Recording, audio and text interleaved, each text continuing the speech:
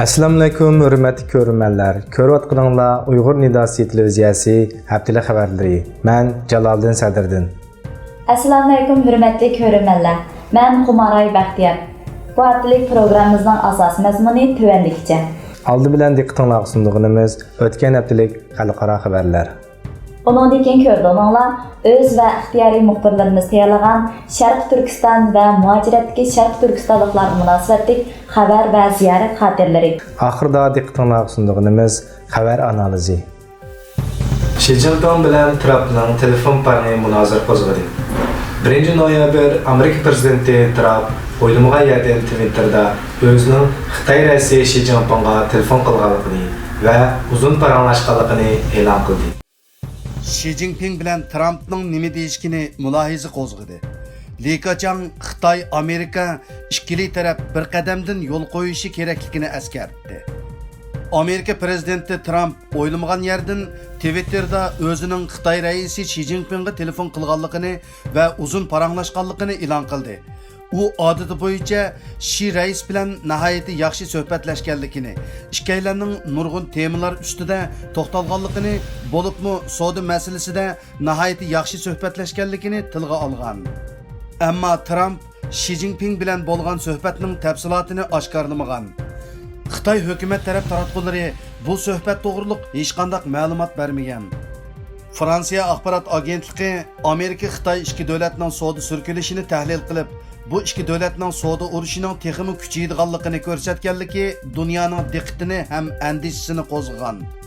Undan boshqa Markaziy axborot agentligi Xitoy Govian zunglisi Li Kachangning ziyoratga kelgan 7 nafar Amerika Cumhuriyetçiler Partiyasi a'zolariga Amerika Xitoy ikki tarafning savdo, bexatarlik va boshqa masalalar ustidagi talash tortishlarda har ikkili tarafning bir qadamdan keyiniga chekinishini umid qiladiganligini aytganligini xabar qilgan.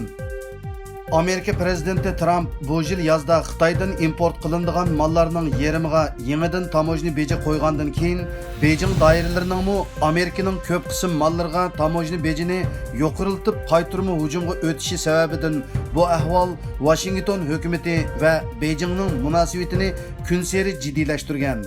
Xabarda aytilishicha, Li Kachang bilan ko'rishgan Amerika majlis a'zolari Trump'ның savdo siyosatidan andishlanayotganligini bildirgan.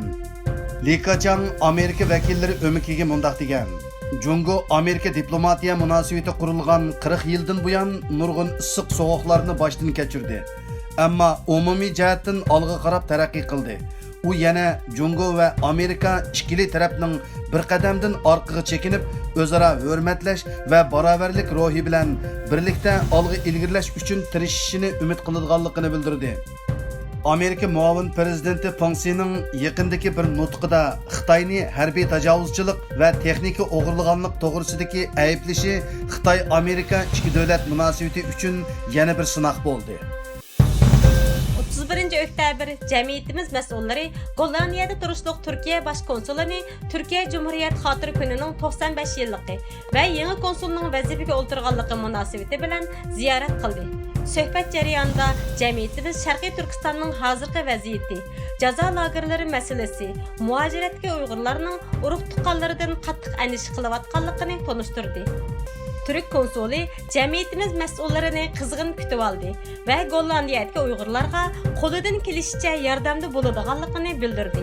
Oxirida jamiyatimiz bosh konsulga Sharqiy Turkiston davlat bayrog'i va Heytka jamoasi xotira rasmini hadya qildi. Öz muxbirimiz xabari 2018-yili 10-oyning 27-kuni Turkiya İstanbulda Uyg'ur akademiyasi bilan Sharqiy Turkiston vaqfi, Aysa Yusuf Aliptekin vaqfi va Sharqiy Turkiston yoshlar jamiyatining hamkorligida uyushtirilgan Xitoyning jazo lagerlaridagi Sharqiy Turkistonliklarning oqibati haqida muhokama yig'ini g'albilik kechildi. Yig'inda tirik shohid Ömerbek Ali o'z kechirmishini yig'in ahliga bayon qilib, Xitoyning lagerlarda Uyg'urlarni qanday xo'rlab qiynayotganligini ochiq yo'ritib berdi va barliq muhojiratdagi Uyg'urlarning o'rnidan dasturib o'z qarindoshlariga ega chiqishiga chaqirdi.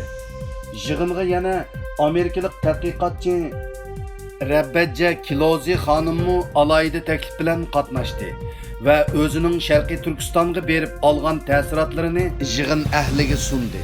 U bu qitim Sharqiy Turkistonga borolmagani uchun Turkiyadagi Uyg'urlarni ziyorat qilib, o'z tadqiqotini ishlash uchun Turkiyaga kelganini so'zlab o'tdi. Yig'inda Xitoyning o'lim lageri ustida muhokama elib berish uchun ko'zga ko'ringan 6 Sharqiy Turkistonlik va turkiyalik tadqiqotchi doklad berib o'tdi. Yig'inda Navshahir Hoji Bektash Vali Universiteti o'qituvchisi dotsent doktor Odam O'gar Sharqiy Turkistondagi Uyg'ur folklori tadqiqotchilarining bugungi oqibati degan temada Anqara Universiteti o'qituvchisi dotsent doktor Erkin Ahmad Xitoy Sharqiy Turkistonda jazo lagerlarini qurish orqali zodi nima qilmoqchi degan temada Beykent Universiteti o'qituvchisi doktor Maqbarat Kamal Yunus o'g'li jazo lagerlaridagi Uyg'ur ayol ziyolilari degan temada Xabar Ajanda jurnali yozuvchisi doktor Farhod Qurbon Tangirtog'li jazo lagerlaridagi Tojsiz Sultan Abdurahim Hed degan temada İstanbul Universiteti o'qituvchisi doktor Ali Ahmedbek o'g'li Sharqiy Turkiston masalasi va Turkiyaning qilishga tegishlik zarur ishlari degan temada doklad sundi. Oxirida Uyg'ur Akademiyasi raisi Olimjon Inoyat Uyg'ur Akademiyasiga vakolatan Xitoyning jazo lagerlariga qarshi bayonot e'lon qildi. Xitoyning xalq puli 10 yil buyangi eng tuvan darajasiga tushib qoldi. 10 ayning 30 kuni, ya'ni seshanba atiganda Xitoy xalq puli 10 yil buyangi eng tuvan qimmatga, ya'ni har bir dollarni 6.197 yuan qizil siziq xalq puliga almashtirg'ili bo'ladigan darajaga tushib qoldi. Bu Xitoy va Amerika o'rtasidagi savdo urushining texmi yuqori pallaga ko'tarilishidan bishorat berdi. Chunki Amerika prezidenti Trump Xitoyning xalq puli qimmatini kontrol qiladi deb ayblab kelgan va o'zining Xitoyga bo'lgan savdo urushining asosiy sababining birisini Xitoyning xalq pulini kontrol qilishi sababidan deb kelgan. Xitoy nurg'un yillardan buyon xalq puli qimmatini sun'iy holatda tuvan darajada saqlab kelgan. Chunki xalq pulining qimmati tuvan bo'lsa, boshqa davlatlar Xitoydan nisbatan arzon bahoda mal sotib ola oladi. Bu Xitoyning eksport umumiy qimmatini oshirsa, boshqa davlatlarning Xitoyga bo'lgan eksport umumiy qimmatini tuvanlatadi. Natijada Xitoy odil bo'lmagan savdo afzalligiga ega bo'ladi. Xalqaro pul muomala fondining tadqiqotiga asoslanganda, har 10% pul qimmatining tuvanlishi eksport umumiy qimmatining GDPga bo'lgan nisbatida 1.15% yuqori ko'tarilish ilib keladi. Bu yil yanvardan buyon Xitoy xalq puli 9% qimmatini yo'qotib bo'ldi. Ammo Xitoy bu qitim xalq pulini sun'iy usulda tuvallatib yo'q. Yaqinda Xitoy 3-fasllik GDP'sining o'sish sur'atining 6.15% bo'lganligini e'lon qildi. Bu Xitoy GDP'sining 10 yil ichidagi eng tuvan pallasi. Nurg'un analizchilar hatto Xitoyning haqiqiy GDP o'sish sur'atining e'lon qilgan sonning yarmiga bormaydiganligini aytdi. Yaqinda yana Xitoyda g'oyat zo'r ko'lamda yoshirin yerlik hukumat qarzlari borligi e'lon qilingan. Uning ustiga Xitoy hukumati iqtisodiy xavfni tuvanlatish uchun iqtisodni peshangsizlashtirish elib borgan.